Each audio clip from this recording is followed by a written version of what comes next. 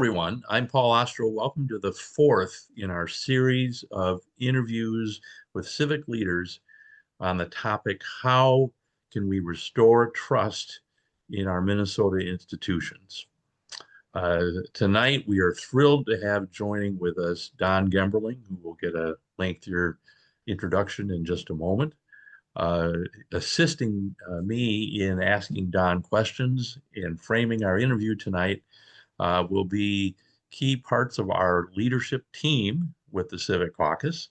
That is our Executive Director, Janis Clay, and our lead public policy analyst, LukaJacobi-Krohn. And with that, I want to introduce our speaker. We are thrilled to have with us tonight Donald A. Gemberling. Don is a pioneering expert in data practices and government transparency, and he will offer a deep and principled perspective on public access and privacy law, and how public access to information and openness in government goes to the very heart of what we are trying to establish in Minnesota, that is faith in our government and in our institutions. Don is the former director of the Division of Information Policy Analysis at the Minnesota Department of Administration. And in that capacity, Don played a central role in authoring, interpreting, and enforcing the Minnesota Government Data Practices Act for decades. Don's known for his meticulous understanding of open government principles, and he is a staunch advocate for the public's right to know. And he has, throughout his retirement, continued to shape discourse as a frequent commentator, educator, and consultant on transportation and privacy issues. Among his leadership positions, Don has been a longtime board member of the organization Minnesotans for Open Government. He is an important and respected voice in Minnesota's legal and civic landscape. And with that, I want to welcome you, Don, and thank you for joining us. What we'd like to do at this point is just to turn the floor to you for perhaps 15 minutes or so. Give us your historic perspective on what the creation of the Data Practices Act was like, the principles surrounding it, and most important for today's discussion, what has worked and what hasn't worked, not necessarily because there's anything wrong with the structure, but perhaps because of breakdowns in our political leadership. Where are we today? Where would you like us to be today? Where would you like us to go?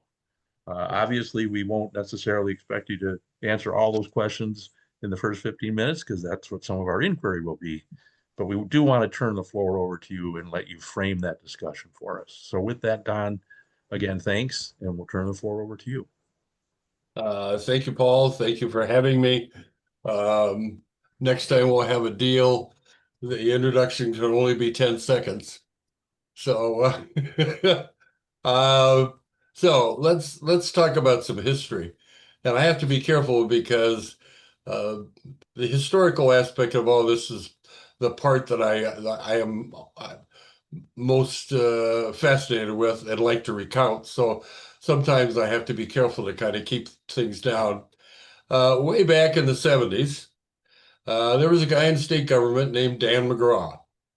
Dan had a unique orientation to life. He was an early pioneer in data processing. He worked for Kurt Carlson. And in another aspect of his life, Dan was a member of the Minnesota Civil Liberties Union. And so somebody thought part of what he was seeing was the growth of the collection of personal information, not just by the government, but by all institutions.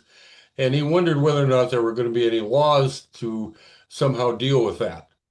And so he went out looking. He talked to some legislators.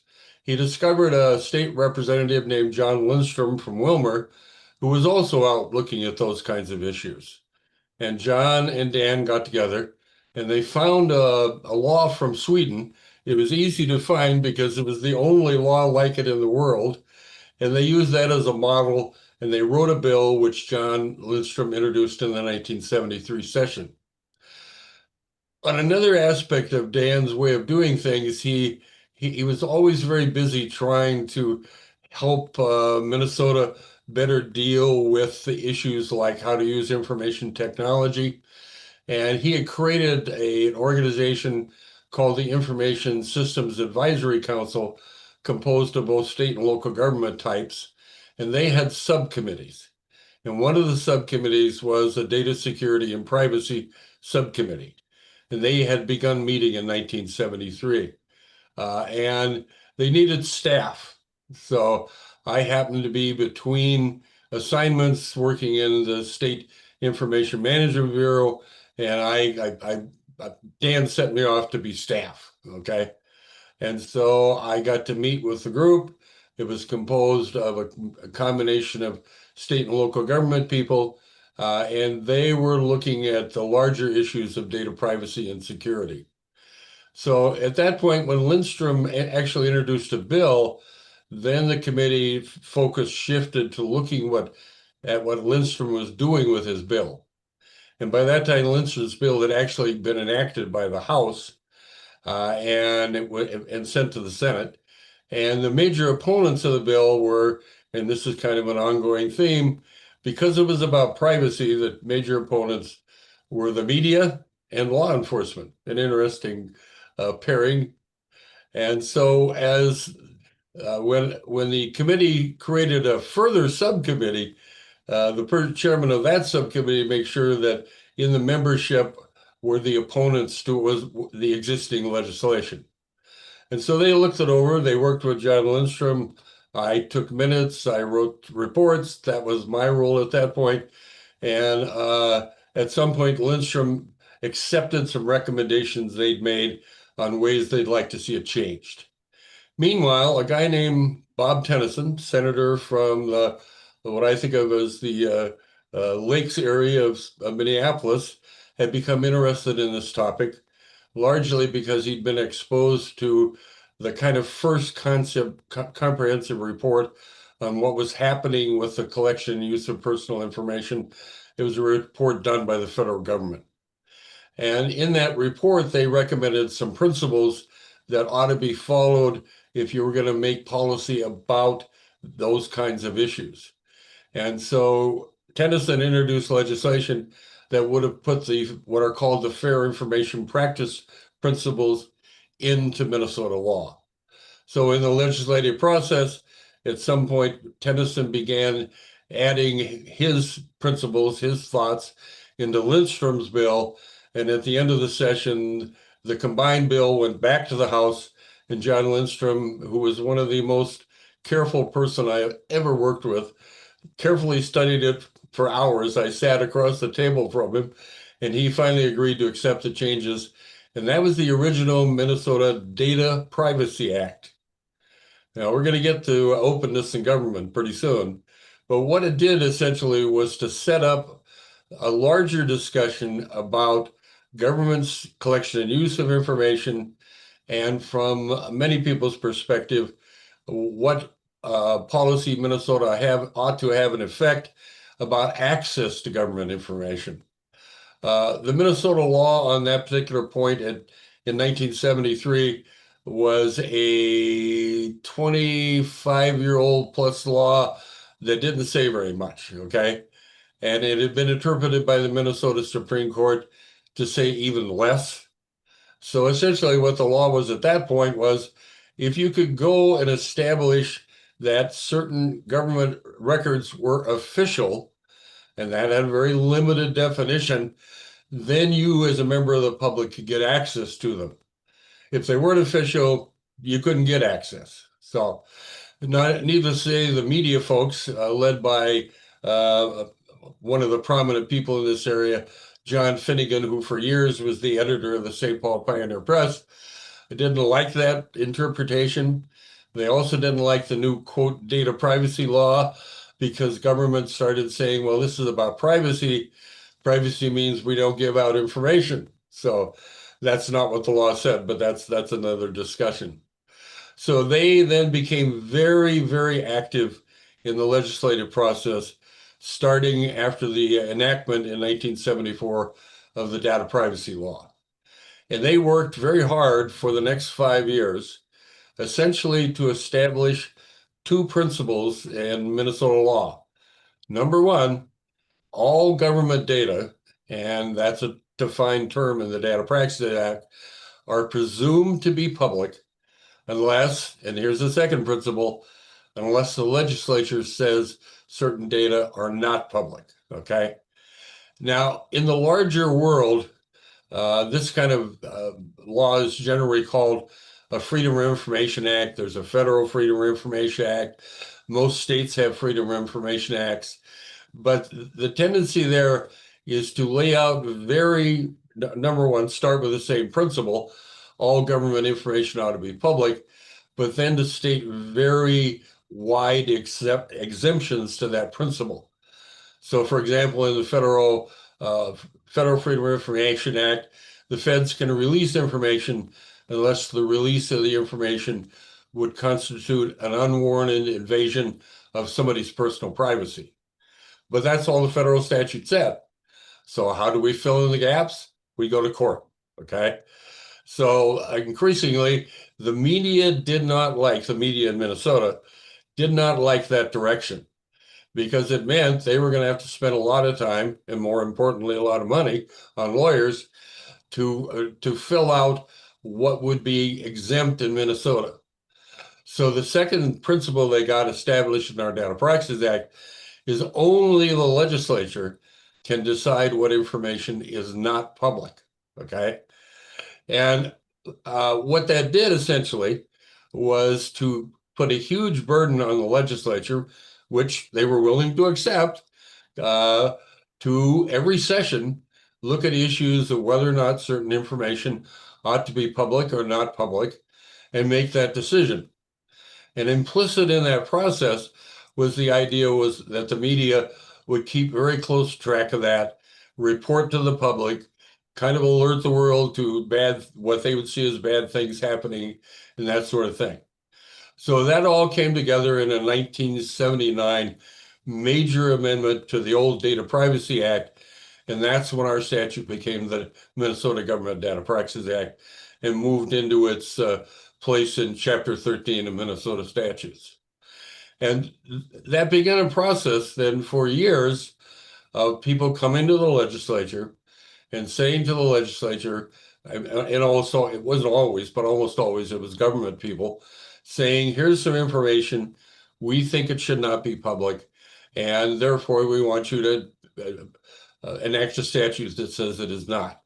The other thing that was going on, and I need to stay out of the weeds here, was for kind of a transitional period, because when you say that all government data is going to be public, but you have little or no law dealing with things that should not be public, for a transition, the legislature gave the Commissioner of Administration the authority to rule that certain information should not be public. It was called emergency classifications of data. So in my office, i.e. two of us, processed probably 1,200 or 1,400 or 1,500 of those requests. So that was another source of growth, leading to large bills in the early 80s, okay? So that was kind of our pattern then for the next several years. People would bring issues to the legislature.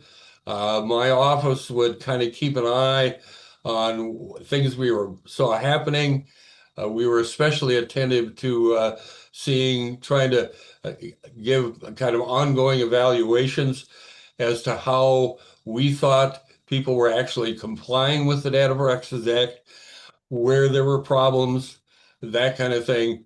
Typically, what we do is we'd summarize those. And I'd take them to the people in the House and the Senate who were willing to work with these issues. And I would say to them, now, here's some things. And I need to emphasize, our whole approach was essentially to be nonpartisan, okay? Number one, our gut feel was these issues almost in and of themselves aren't partisan. And if there were partisan issues that came up, that was somebody else could bring that to the legislature. What we were looking at is serious public policy issues that there were confusion about, whatever the case may be, and that the legislature could, if they wanted to, fix it. But that was always presented to whoever the possible authors were as, here's a possible problem, here's a possible solution. If you want to take this on, take it on, okay?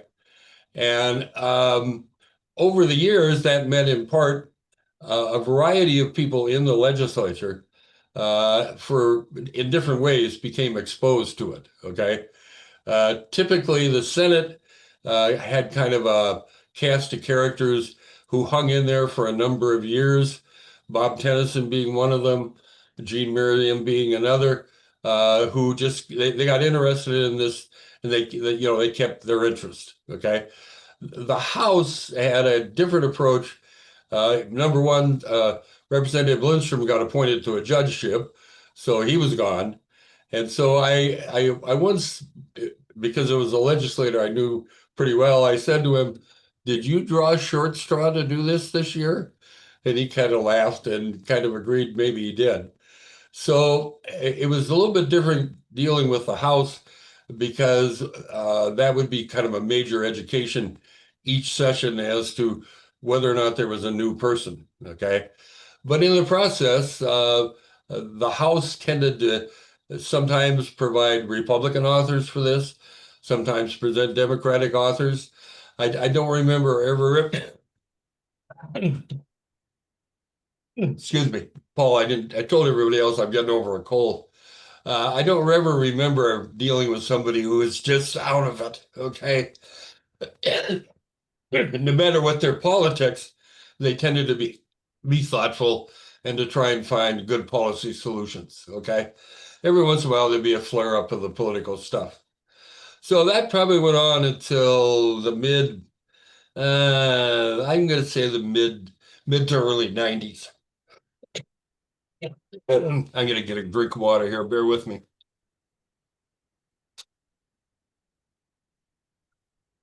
In the 90s, privacy became a political issue. Okay. Governor Pawlenty decided that one of the things he thought was a good idea was maybe that instead of having a presumption that all government data are public, we should reverse the presumption and say all government data are private.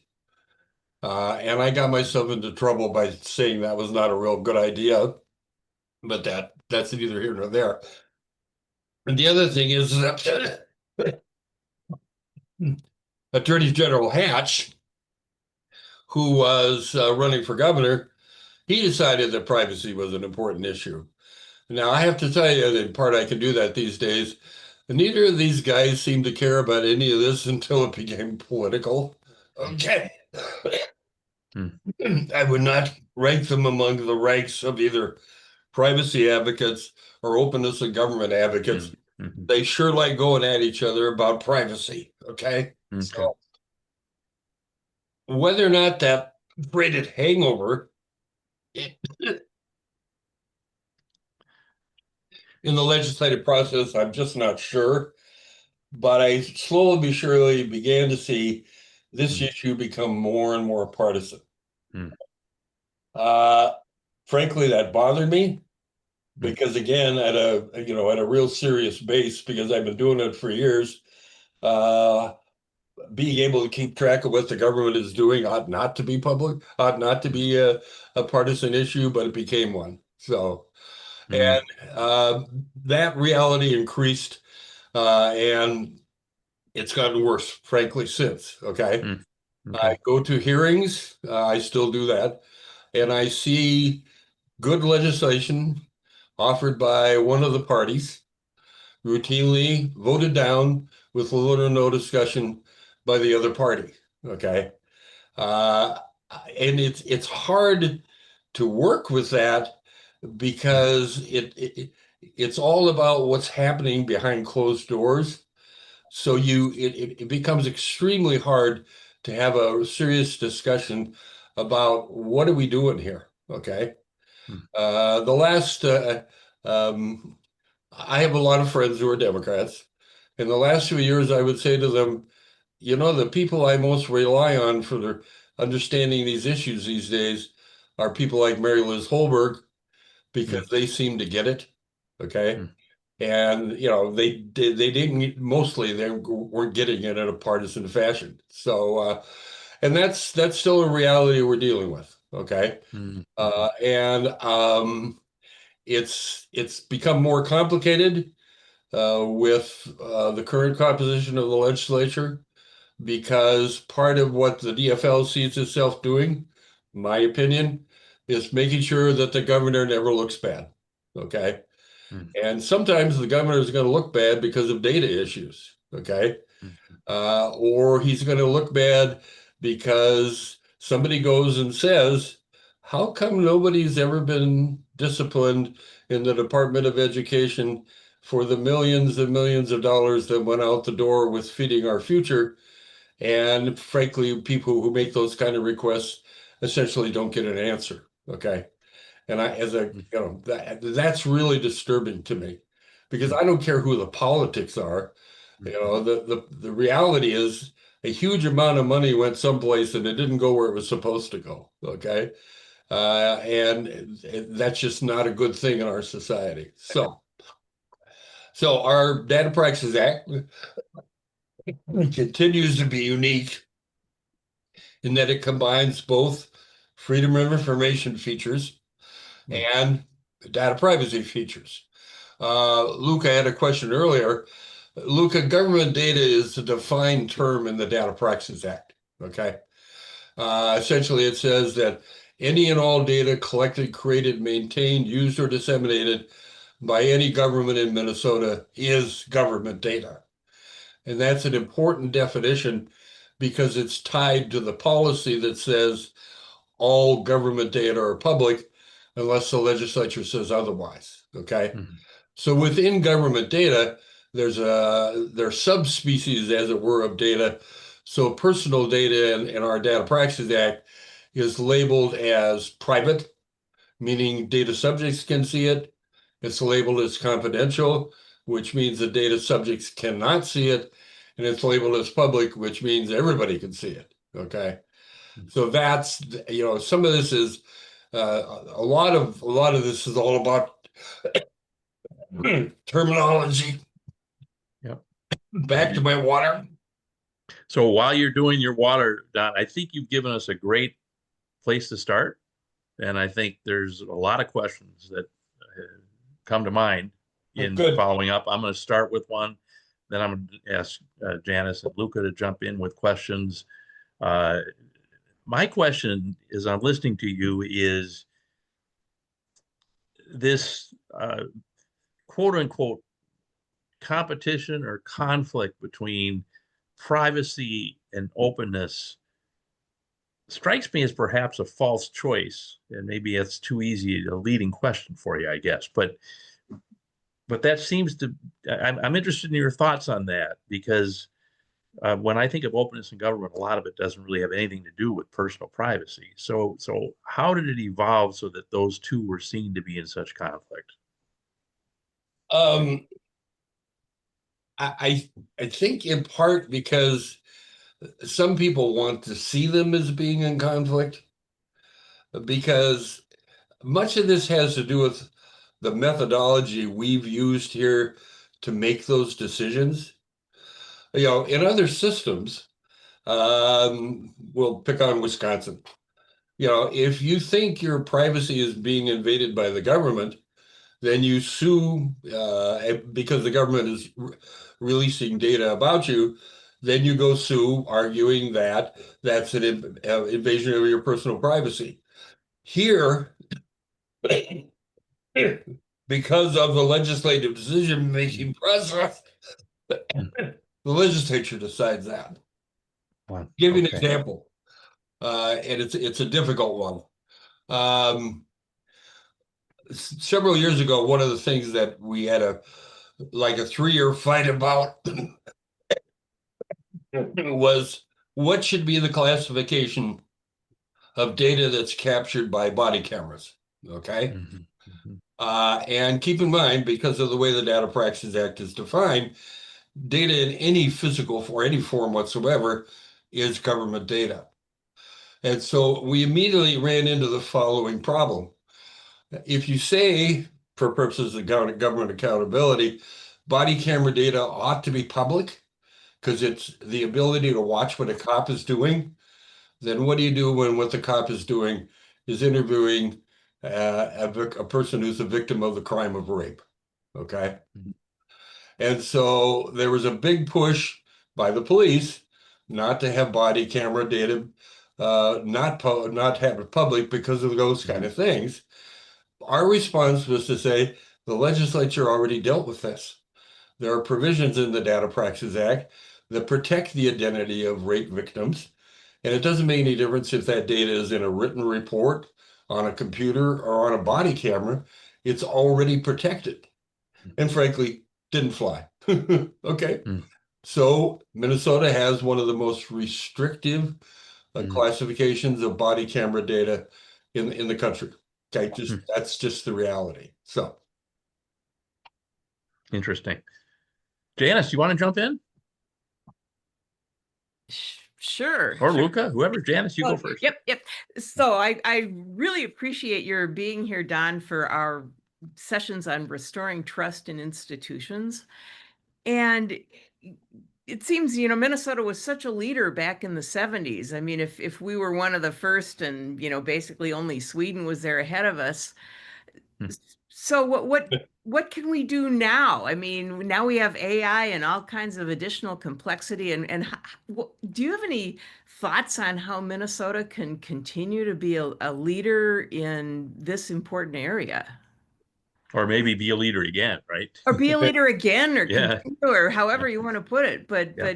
just some thoughts and advice and ideas on that front. a major complication that's emerged in the last 10 or 12 years is how to deal with the changes in technology. Okay. Mhm, In part because some of us who worked on the original Data Privacy Act had some experience with the technology. We could do things like have a very broad definition of government data and include things like no matter what physical form it's in. Okay. In some other states, data that's on computers is not necessarily subject to their law because they only cover paper. mhm, So, but part of what's happening is that one would hope that technology would be more greatly utilized to advance transparency. Okay, but increasingly, that's not what we see. We see the exact opposite. Okay, so I'll give you an example. There are now two companies that are out very vigorously selling software to state and local government in Minnesota that essentially says this will help you comply with your Data Practices Act. Okay. And to be able to use that software, the government entity has to establish a portal, and all requests for data have to go through the portal. Does that sound efficient? Except it is efficient, except that it's too efficient. Okay. So, for example, if you go onto some of the portals, part of what you have to do is you have to fill in the blanks of your request by saying what department in the government your request should be routed to. Okay. Well, the whole thesis of the Data Practices Act is you could walk up to one person in a government entity and say, "Hi, I want to get access to this data, whatever it may be. You go get it and bring it back to me." Okay. So there's a step now, an additional step in the process that wasn't there and was imposed by technology. Okay. So, in how government is using technology, it's also creating information in forms. Once upon a time, I could say with confidence, the Data Practices Act covers all this stuff because of the broadness of the definition. Anymore, I'm not sure it does. Okay. And you also then get into related topics of how government information is managed from a record standpoint. So, best example I can give you.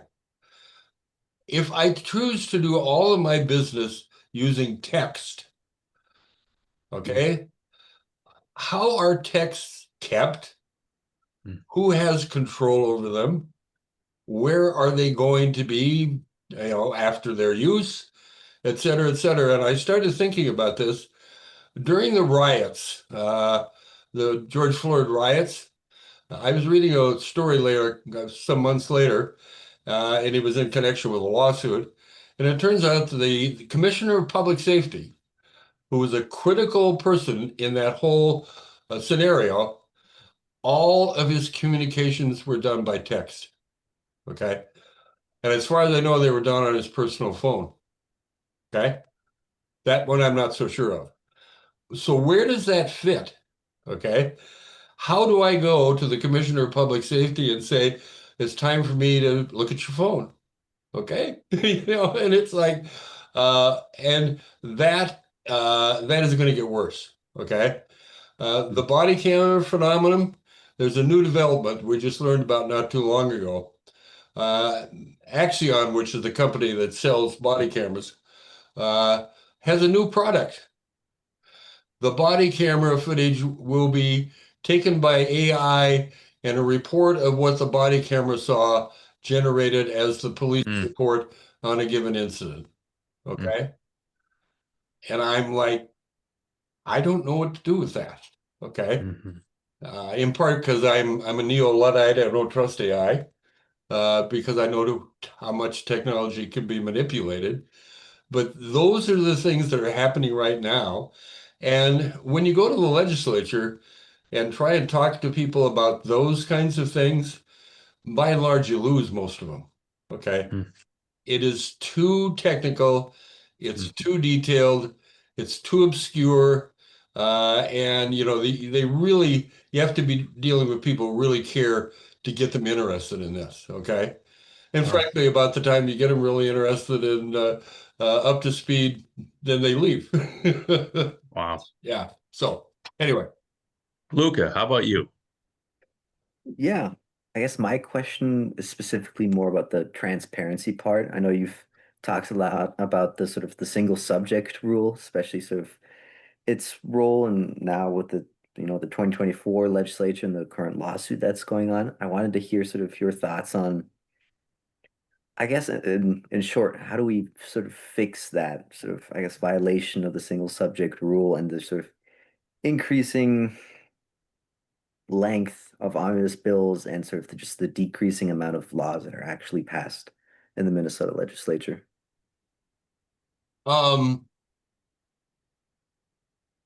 The easiest from for lack of a better word, practical standpoint is very simple, but it doesn't work from a political standpoint. Okay. That answer is committee chairman in the legislature will absolutely refuse to let those kind of bills be created and enacted. Okay. Because nothing says that the end of the session has to take the form of the leadership and some staff going in a room and actually creating those huge bills and coming back and saying, here, pass it. Okay. So frankly, it takes more leadership on the part of individual legislators, particularly people who are committee chairs and who are veterans of the process, to say, I'm not going to do this anymore. Okay. It's really funny. I was, well, it's not funny, it's sad. I happened to be in a session that then candidate Walz addressed a bunch of citizens before he was elected the first time. And I said to him, and it was after the first session where there was the first 900-page bill. And I asked him directly, I said, when you're governor, are you going to allow bills like this to actually come to your desk? And he said, absolutely not. I said, well, guess what? He didn't mean it then, and he certainly doesn't mean it now. Okay.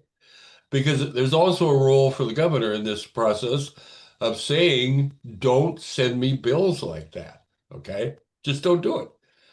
You know, we used to think a complicated data privacy bill, which essentially was mostly classifications of data, was like 12, 14 pages. Okay.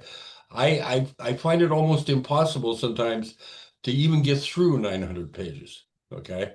Because, you know, it's just not a good way to do business, especially from a transparency standpoint. So I want to follow up on your question, Luka, to Don, with one question and then a follow-up. And Don, that um, is the legislature subject to the open meeting law? No. And my question of you would be, uh, is that a common thing nationally? Are other legislatures subject to the open meeting law? And would that potentially solve at least a significant part of the problem that Luke is talking about? I really can't. It would be a guess, Paul, but I'd say nationally, based on what I know, most legislatures are not subject to their Freedom of Information Act, and they're not subject to their open meeting laws. Okay. Florida used to be a kind of stand head and shoulders above everybody else because 25 or 30 years ago, they actually passed a constitutional amendment making not only the Florida legislature, but also the Florida judiciary subject to the Florida Freedom of Information Act. But that's a rarity. You know, it's suddenly, you know, a lot of the time I'm dealing with legislators who, God love them, they just don't understand. Okay. But they understand whether or not they're going to have to sit in an open meeting and tell people what they really think. Okay. So, and it takes somebody of what I consider to be strong and high principle to be willing to do that. Okay. So it's, yeah, um, I need to be careful. I tend to tell stories way back in 76. I was sitting in my office and this young legislator came and I knew of him and he said, "Can I talk to you?" And I said, "Of course." And he said, "Can you tell me why I got in trouble with Speaker Sabo because I introduced a bill to make the legislature subject to the Data Praxis Act?" And so we had a nice long talk and he understood why he was sent out of Sabo's office with his tail between his legs because he was told in no uncertain terms that was never going to happen as long as Martin Sabo was Speaker of the House. And, you know, it then becomes one of those partisan things. When the DFL is in control, the Republicans will put in a bill to make the legislature subject to the Data Praxis Act. When the Republicans are in control, the DFL puts in a bill to make the legislature subject to the Data Praxis Act. It's like, okay, I understand what you're doing from a political standpoint, but it's not good policy. It's just not. So, Janis, you want to jump in again? Sure. I have a question about the media. And the media, you know, for throughout the years has been very, very important in suing to get data released and all that sort of thing. And now the media is under a lot of pressure. Newsrooms are decreasing. You know, there's lots of new media, but the traditional print and television, you know, they're under a lot of pressure. So do you have some comments about the role of the media, what they could be doing better, or is they're being under pressure just limiting what they can do these days, or what do you have to say about that? I really appreciate that question because it's one of those things that I harp on, sometimes too much. Implicit in what the legislature did in close cooperation with the media in 1979 was to say, we're going to make the decisions about whether or not data are closed or open, and we're going to assume the media will keep a close eye on us and do lots of work to educate us when they think we're wrong. And that went on for maybe 10, 12, 15 years. And for the last 10 or so years, it's just often not there. Okay. The Minnesotans for Open Government have become the principal lobbyists for openness in government. We're far and above the media. And as a matter of fact, last session, one of the media lobbyists came to one of our folks and said, "We're so glad you people are covering all that freedom of information stuff because we got bigger fish to fry." I knew that was happening, but for them to confirm that, and so what that creates is just this huge hole. Okay. Minnesotans for Open Government is an all volunteer organization. We have no paid staff. If we go to the Capitol, in my case, it's because I decide I'll go. In the case of a couple of other people, they're taking time off from work. Okay. And, they do a great job. We have a great reputation, but we don't have the clout that the media has. We just don't. And so just how things are covered, okay? Back to the body camera discussion. When the media wrote about body camera issues, their stories tended to be, this will be a bad idea for crime victims, okay? They didn't write stories about why it actually might make police more accountable, which is why body cameras were sold in the first place, oddly enough. So this is a discussion I have with the media all the time.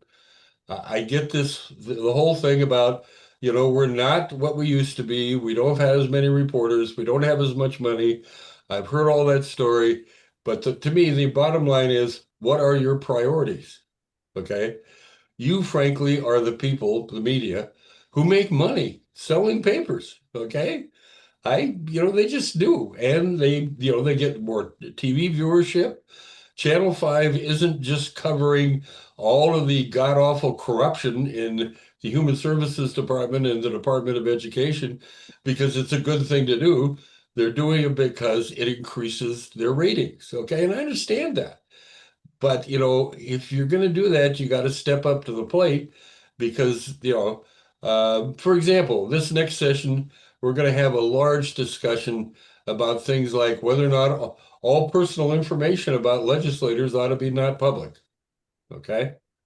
And that's already beginning to happen. And I can understand from a security standpoint, and because I know a lot of those people and I care about them, why that's important. But are we going to have a full-blown discussion about that? I don't know. Okay. We ought to. Okay. Because as we've said a couple of times, you can keep all of the personal information in the government not public, but that doesn't mean you've done a thing because of what's already happening in the private sector. Okay. As I mentioned before, I'm a neo-Luddite. Every once in a while, I still venture out and I do things like put in the name of somebody I went to high school with just to Google it. And I'm just absolutely amazed at the stuff I can find. And it's free. If I'm willing to pay another $20, then I get all kinds of stuff, which is how the assassin got most of his information. He didn't get it out of public databases. He got it out by paying data brokers for that information. Okay. So anyway. Luka. Yeah. I guess my next question is more if we look towards what's been happening under the current administration, a lot of public data or data that was public has been, destroyed, hidden away, taken off the internet, and sort of keeping that in mind, are there steps we should take both maybe in Minnesota and at the federal government to sort of protect against that? And I guess specifically because I'm the youth here, what steps can sort of us young people take to sort of have a role in making sure that information remains public and available and doesn't just randomly get taken offline or destroyed? And again, thanks for the question. Part of it goes to something we haven't talked about a lot, which is these laws all rely too much heavily, on the goodwill of the government. Okay, because the enforcement mechanisms are just they're not strong. Okay, and unfortunately, in almost all cases, They rely on somebody suing the government, okay? And that's not anything you want to do unless you're some of the people I know who are very, very talented and very, very knowledgeable and are willing to do that, okay? So a lot of what you're seeing is probably in violation of a whole bunch of laws, but it's going to continue because people don't sue. When the whole thing started about Doge taking private data out of databases and doing who knows what with it, I said, where's the Federal Privacy Act of 1974? The Federal Privacy Act of 1974 was specifically designed to make sure that doesn't happen. But guess what? It's already happened. So, and I every once in a while I look to see what kind of cases are being brought, and I'll see things about, invasions of the constitutional rights, whatever. But I find it real hard to find people saying, this really is a violation of my rights under the Federal Privacy Act of 1974. And a lot of people don't even know, and this is, now you're kind of getting onto a theme I'm working on for some future discussions. A lot of this has to do with people don't even know this stuff, these laws exist, okay? So, Luka, can I ask you how old you are? I'm 19. You're 19, okay? Have you ever gone back to your, wherever you went to high school and said, I want to see all data about myself? I did make a open records request at one point. Oh, but that's not an open records request. Yeah, not about my personal data. No, about data about the school itself, sort of records they kept about tests they administered, things like that. Not about myself, no. Well, you have rights under two different laws to go to your, assuming you went to a public high school, and to say to them, I want to see every piece of data you have about me, back to when I was in kindergarten. And you have an absolute right to see every bit of that data. But you see, you didn't know that, okay? And that's not a comment on you. It's a comment on how there's a large role here for education of the public. And again, that's a place where the media isn't doing a particularly good job, okay? So. Don, I want to ask you a question, then we can move our lightning round. It just strikes me that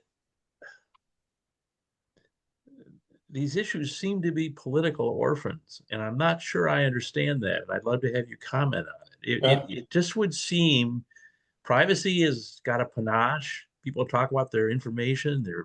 They talk about that. In the when it comes to openness in government, the media used to be interested, and that's great. Now they're having, your organization that you're on do most of the heavy lifting. But why do you think there hasn't been more of a political groundswell of people that live in this state and in other states to have more open government, to have more access to information, and to keep government from hiding all of this? It doesn't seem to me there's been much of a political movement in that respect. I just wonder, A, why not, and B, how can that happen? You're right. I wish I had a better answer. Part of what is in our, for lack of a better word, work plan is to work on better education, better educating the public about what their rights are and their ability. We do still deal with, I still deal with members of the public all the time. And I encounter people who are trying to get information and are running into obstacles. Oftentimes the obstacles they're running into are just patently wrong, okay? But they don't necessarily know how to get help, okay, from an organization like ours. My old office has taken a different approach to things in recent years. Some of the things we used to do, they don't do anymore. And I won't go very far down that road. But the other thing is, and this is something that the small number of us who do this stuff, we essentially lament all the time that there are no champions in the legislature, okay? Because part of what happens is somebody stands up and helps educate the public by introducing a bill, by making a speech on the floor, whatever the case may be. And so that's just another piece of stuff that's just not happening, okay? But then again, you get what I think of as the good stories. You get people who take the time to find out what their rights are. One of my favorite examples lately is there's a group of people in Rosemont, Minnesota, who've been trying to find out what the huge deal their city is doing with some company that doesn't even want to be identified to build a giant data center and suck water from 100 square miles. And at some point, those people were asking questions, and you don't, I love it when I say to a group of people, if you ask the government a question, do they have to answer your question? And the answer is they do not, okay? They usually choose to, but if you put them in a corner, especially on a controversial thing, they don't have to answer questions. So what you do is you fill in that gap with data requests, okay? And so the people down at Rosemont quit asking questions because they weren't getting anywhere, and they started making data requests. And then they ran into another bad phenomenon, which is now everybody in the world wants the government to sign non-disclosure agreements, okay? Which some of us believe are just patently illegal, except for very limited terms. So yeah, it's a combination of ignorance. Yet I think a certain amount of leadership, not just on the part of the media, but also people in the legislature and also in civic groups. Okay. Did you read the comment by the acting city attorney in this morning's paper? In Minneapolis? Yeah, Minneapolis paper. Yeah, I did not. Oh, they did a pretty intense interviewing with him. And toward the end, they asked him something about an open-ended question like, what's wrong? And he essentially blamed everybody for the failure. He blamed the public, he blamed the media, he blamed the legislature, he blamed all of the politicians. And part of where I went with that was to say, what happened to groups that we always thought of and called good government groups?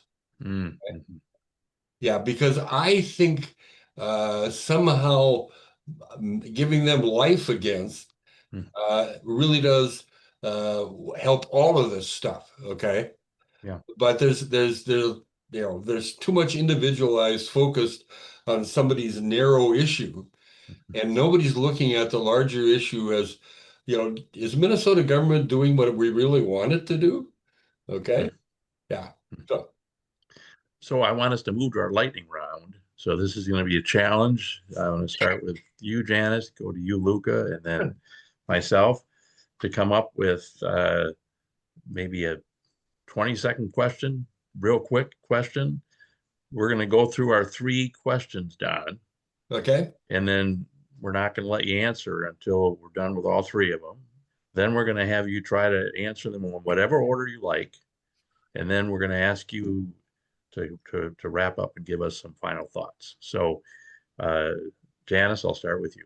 Okay, well, back in the 70s, to return to that, Sweden, it seems, was a model, and then Minnesota could have been looked to as a model. And now, can you name a state or another country or some other entity that we should be paying attention to and looking to as a model for, how to do things right, how to do things better? That's great. Don't answer it yet. Now we're going to go to Luka. I guess my question is sort of returning back to sort of young people. What do you think are the sort of, let's say, 2 best things young people should be doing to sort of hold their government accountable? In Minnesota, what should we be doing to sort of make sure, government stays transparent? And as you mentioned, there's some issues. What can we do to sort of help fix those issues? And my question, as a part of ending with some hope, would be And it can be anyone that doesn't have to be an elected official. You mentioned Rosemount, but maybe if you have a couple more examples, if you have a legislator, great. Um, who do you see other leaders out there potentially that you think might do something about these issues? So you can take those questions in any order you like, and then give us, in addition to that, some of your closing thoughts. I'll start with Luka. Number one, learn as much as you can about what the laws really are. Okay. Not necessarily by reading, the statute. That's okay, but there's all kinds of explanatory stuff out there. Okay, and know that there are resources available, including me. If you read stuff and you go, I don't understand what that means. So and we're available. It's part of what we do. Then use that knowledge to go to legislators and impress on them that you really do care about this stuff. Okay. Because part of the reality is, and I've heard this from them before, nobody comes and talks to me about this stuff. Therefore, my constituents don't think it's important. Well, their constituents are people working long hours, trying to pay mortgages, juggle kids, all that kind of stuff. And they may really think it's important. They just don't have a way of displaying their importance. So the more we can do with that, the better. Okay. As to models, in part because of my old job, I got a chance to meet people from around the world and to see how they do it. Okay. And to me, it's not odd. The people doing the best job with these kinds of issues are the Canadians. Okay. And they have created commissioners, they call them commissioners, of both freedom of information and privacy. In some cases, the office is a combined office. It kind of depends on which province you're in. And they take these issues seriously. They fund staff. They do studies. They monitor what's happening. And I'm really impressed with what they do. Okay. And part of it is I just had to, I had the joy of being able to spend time with them. So there, now here's the oddity, Janis. There have been 3 in the last 40 years. There have been 3 large studies about how we ought to do data in Minnesota. They were all either mixed citizen and legislature, just citizen, just part of another larger issue. And every one of those 3 studies, one of their recommendations was to create an independent office to work on these issues modeled on the Canadian model. Okay. And what happens, however, is you take that to the legislature, and God love my Republican friends, they say, number one, that creates more government. Number 2, it's going to cost money. And I say, yeah, that's absolutely true. But you don't solve anything in this world unless you spend a little money on it. Okay. But so far I haven't won that argument, but that's all right. Paul, what it really does need is the cultivation of people coming together. And I think somebody needs to kind of lead that effort to pull together and establish some kind of continuity. I'll be frank with you. One of the major discussions in Minnesotans for open government is how old Don Gemberling is. Okay. Now I'm not going to tell you how old I am, but I'm getting up there. So you can't have that. You can't have the kind of sustained effort we have if you're relying, and frankly, this is the reality, on 3 different people going to the legislature and being able to do that. Because 2 of us are older, okay? One of them being everybody's favorite citizen lobbyist, Richard Neumeister. Sure. Yeah. So Rich is about to pack it in. He's decided. So yeah, it's time. And that'll be a giant loss, okay? But it also demonstrates that a small group can have an effect. They can, as long as there's some consistency in leadership. So, how to get So your Don, a big part of what we're doing with this programming is bringing people like Luka in, yeah. because we're going to need people like Luka and his colleagues and his generation. There's too much gray hair. I got some too, not as much as you, but too much gray hair on these issues, and we need folks like Luka. So we'd love to. I want to thank you, Janis and Luka, for joining us. Thank you a lot, Don, and just give you the opportunity for some final thoughts for folks out there.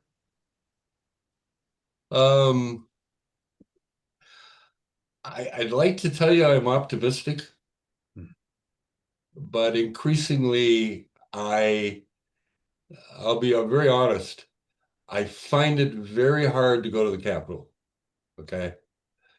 Because the kind of decently high level policy discussions I used to sit in on, sometimes be a part of, they are not happening. Now it's you get the partisan stuff. I went to my newly elected state rep a few years ago, and I asked to meet with him because I wanted to give him free advice. And part of my free advice was don't get sucked into the partisan stuff. And he assured me that he wouldn't. And within 2 months in the session, I watched him bill after bill vote the party line, and I'm going to keep doing whatever it is I do because I kind of enjoy it, but it doesn't mean that my heart does not rise with great joy to go walk into the Capitol, and especially when I'm going to have to now probably be screened by 4 different people, just in case I might be dangerous. So, but Well, Don, you're a fighter for a really important cause, and I'm reminded of how I started. I don't know that I've shared this ever with Janis or Luka, but I started my high school speech with this quote. An ancient Chinese philosopher once said, "A time of calamity is a time of great opportunity." So we have a calamity in a lot of different fronts, and one of them is on these issues of open government. And we'll take your words as a challenge, and we'll take them as an opportunity to make things better. So on that, many thanks, especially joining us because we know you're fighting a cold, and so thank you for that. And I know everyone who watches us over the next month, this will be on our YouTube channel, and you'll be a part of this important series, and we appreciate that. Thank you so much. And thank you again for having me. Have a good evening.